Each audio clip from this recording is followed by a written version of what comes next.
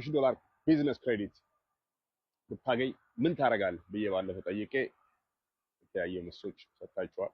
ባገኝ ኖሮ አውሽ እንደዚህ እንደዛ $100 ቢዝነስ ክሬዲት ማግኘት ትችላለህ ማለት ነው። ማግኘት ትችላለህ። እንዴት? እሱን አብራራላለሁ። አሜሪካ ሀገር የምትኖር ከሆነ ከዝማር ቢዝነስ የለህም አሁን ለጊዜው that's fine።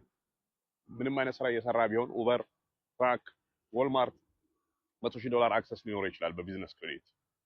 አሁን ዝም ብለህ ጉግል ብታረግ ቢዝነስ ክሬዲት ብትል ሚሊዮን አይነት አድ ይመጣልሃል። ካቿ ምንድናት?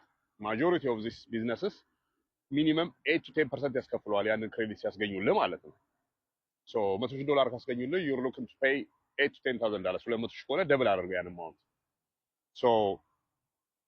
which is still good ግን I'm going to show you guys የተሻለ መንገድ ማለት ነው። እኔ በጣም በሚገርም ሁኔታ very recently ነው ይሄ ራሱን ያወቅሁት። all these years ስንትና ስንት ቢዝነስ ሳካሄድ most of them fail ያደረጉብኝም I used to use የራሴን ዴቢት ካርድ የመሳሰሉት use my personal credit ካርዶች እና I ruin my credit in the process successንም ሆልድ ያደርግብኛል ማለት ነው።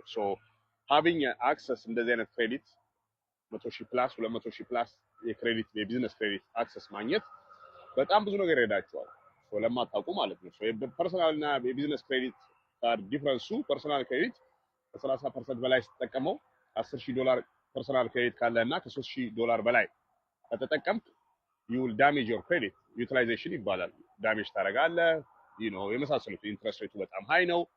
የቢዝነስ ክሬዲት ግን works differently 10,000 ካለ 10,000 የምትጠቀመው አፌክት አያደርግም ክሬዲትህን መንዝሊ ፔመንትን እስከከፈልክ ድረስ ማለት ነው። 100,000 ካለ 100,000 የምትጠቀመው ክሬዲትን አፌክት አያደርግም የቢዝነስ ክሬዲት ካርድ ሲሆን መንገድ አለው ማለት ነው። ይሄን ማወቅ ኖሌጅ ኢዝ ፓወር። እኔም ሪሰንትሊ ነው ያወቅሁት የየርም አይሆንም ይሄን ኢንፎርሜሽን አውቄ ዩቲላይዝ ማድረግ ከጀመርኩ ይርስ አጎ ባቅ ኖሮ በጣም ብዙ ቤኔፊት አገኝ ነበር። ቢፎር ሂዳችሁ እንደዚህ አይነት ሰርቪስ ከማድረጋችሁ በፊት ካም ጆን አወር ኮሚኒቲ ኤፍሬም ስቱዲዮ በነፃ ነው እና ኤቭሪ ዴይ የተወሰኑ ሰዎች ጋር ዙም አድርጌ ይሄንን ዲስከስ እናደርጋለን እንዴት እንደምታገኙ ይሄንን ክሬዲት ካርድ። እንዳልኳችሁ ሂዳችሁ አሁን ጉግል አድርጋችሁ ብትሄዱ 8 to 10% ከፍላላችሁ። እሱ ብቻ አይደለም ዲፈረንሱ እኛ ጋር ስትመጡ 8 to 10% ከፍለህ የቢዝነስ ክሬዲቱን ብቻ ነው የሚያስገኙልህ 100 200,000 የመሳሰሉትን አንደኛ ያሳዩህም እንዴት አድርገህ ራስህ ሌላ ኤልኤልሲ ክሬዲት አድርገህ መስራት እንድትችል አሳዩህም ሰርተው ነው የሚሰጡ። ሁለተኛ ኤልኤልሲን እንዴት ቢልድ እንደምታደርግ አሳዩህም። ክሬዲቱን ያገኙልሃል የቢዝነስ ክሬዲት ግን ኤልኤልሲን ሰፐሬትሊ ኤልኤልሲን እንዴት አድርገህ ቢዝነስ ክሬዲት ቢልድ እንደምታደርግ አሳዩህም። እኛ ጋር ስትመጡ ግን ሁሉን ነገር እናሳያችኋለን። ዛሚስ አንተም ለዘመድህ ለጓደኛህ ለመሳሰለው ታረጋለህ አዘ ቢዝነስም አዘ ፌቨርም። ትልቅ ኖሌጅ ትልቅ ፓወር ነው። ካም ዩዝ ኢት ኤፍሬም ስቱዲዮ